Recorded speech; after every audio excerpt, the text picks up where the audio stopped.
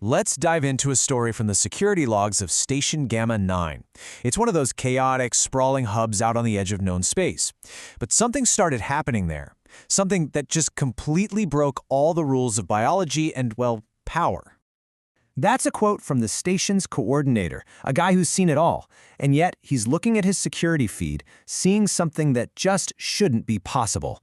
And it's shaking him to his very core. So, what's at the heart of all this chaos? It's a single human woman, Kira Vale. And the first puzzle isn't about what she's doing. It's about how she's even alive. Look, everyone in the galaxy kind of agrees on what humans are. Fragile. They need special suits, specific air, you know the drill. But then you have Kira Vale. She's just strolling through the station's hazy, sulfur-laced air like it's a walk in the park. She's moving easily in gravity that should have her exhausted.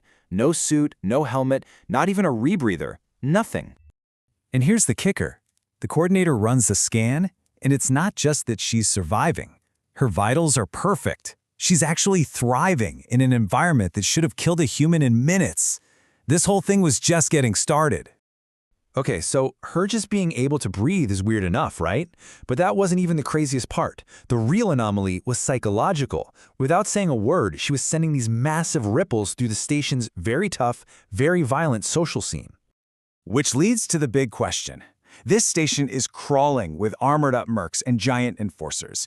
And yet this one unarmed, unprotected human is getting a level of respect, no, fear, that you just can't buy or threaten your way into. So, how? Well, let's look at the evidence. First up, the Curler Mercs. These guys are basically walking tanks who act like they own every corridor.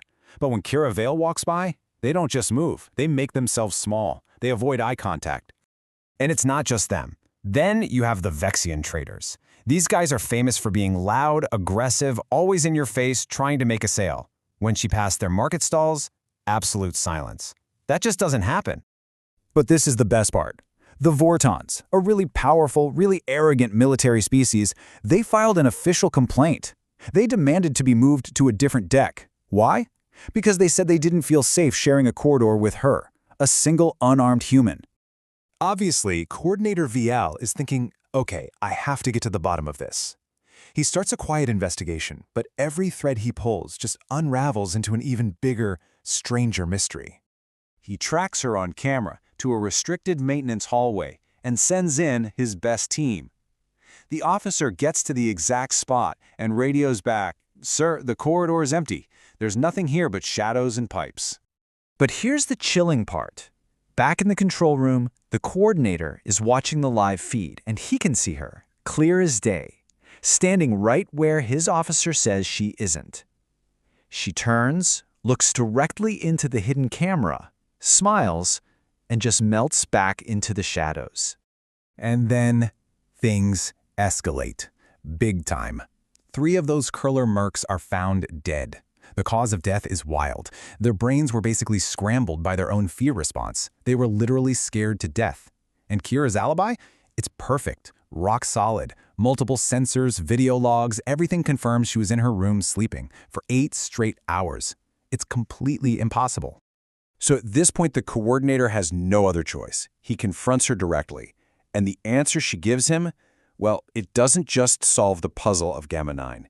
It totally rewrites the book on what a human being actually is. Because that's what this all boils down to, right? What is a human, if not the fragile, suit-dependent species everyone assumes they are?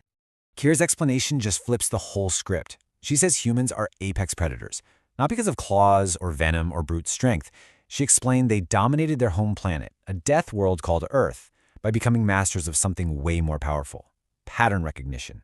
They don't just fight systems, they observe them, they learn their rules, and then they bend those rules so cleverly that no one even realizes it's happening. So this is how she did it. It's brilliant. She explained that she wasn't invisible to the security team, she was just uninteresting. She knew the sensors were programmed to look for specific things, a certain heat signature, a certain type of movement, so she just modulated her own biometrics to fall below those thresholds. She became background noise. And those dead mercs? She never laid a hand on them. She just understood their simple, predictable patterns of aggression and fear and turned that system against them from across the station. She wasn't breaking the rules. She was just playing a different game entirely. So what happens when you introduce a predator like this to a violent ecosystem like Gamma-9? You'd probably expect total chaos. But what happened was the exact opposite. You got order.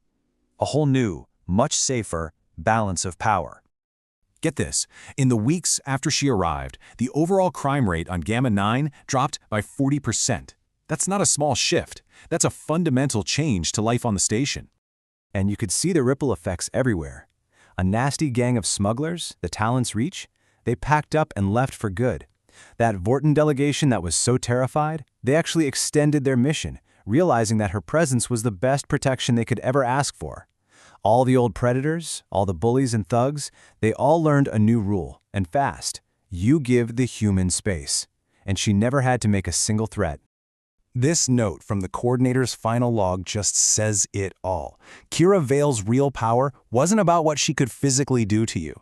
It was about what she understood about you, about the systems you trust, and about the predictable patterns you follow without even thinking. And that kind of leaves us with a final thought, doesn't it? We usually think power is loud, it's armor and weapons and roaring.